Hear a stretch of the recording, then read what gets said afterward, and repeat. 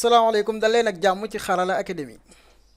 mbokk yi si leen Xarala Academy tey suñu tutoriel dañoo ñëw ci lu am solo mooy naka la ñuy créer clé USB bootable ci clé USB boo xamante ne dañ ciy mën a démarrer ordinateur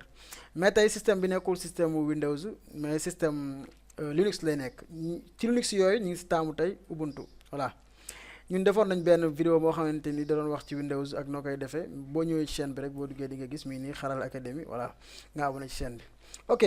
premièrement loolu pour ñu def ko dafa am lu ñuy soxla mi ngi tudd Rufus waaw ok léegi boo duggee site bii nii mi ngi nii site baa ngi nii si kaw rufus point akio point ie ok léegi boo duggee site bi da ngay wàcc ba suuf am na fi ñu def téléchargement fii nii léegi boo ñëwee fii mën nga cliquer fii fi ñu naan Rufus bis kaw 940 xam nga diisul sax matul sax 1 méga presque ok léegi boo ko téléchargé day ñëw sa téléphone comme man téléchargé naa ko mi ngi nii day ñëw sa ordinateur autant léegi boo ñëwee mi ngi nii rufus point 2 voilà léegi bu ñëwee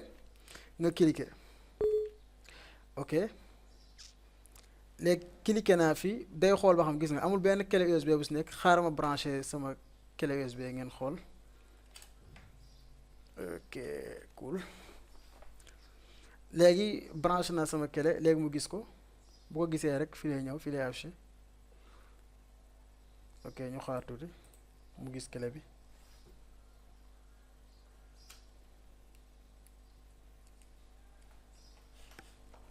clé bi ok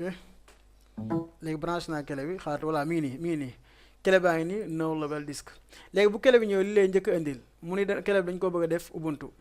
léegi bu ñëwee fii premièrement mooy clé bi deuxième bi mu nekk lu am solo tamit fii ngeen bàyyi si xel bu baax bu nekkee bi si kaw mooy device yi nga xamante ni yu bees yi la nouveau machine yi wala yooyu noonu gis nga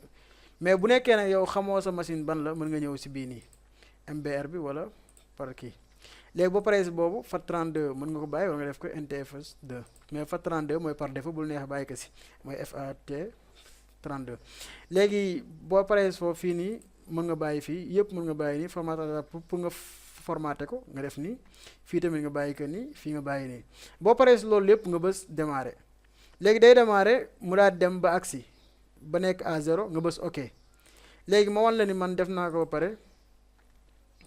ma wan la nga xool gis nga man defal naa ko ba pare boo gisee mi ngi nii defal na ma fii système bi Ubuntu yow tamit boo defee répéter action yooyu ma la wax la même chose moom ngay trouver voilà mu nekkoon benn astuce bu ndaw benn tutoriel boo xamante ni bëggoon nañ ko partager ak yéen bu nekkee jariñu nga si mën nga abonné ci chaîne bi daal koy aimé ba beneen yoon ci beneen tutoriel merci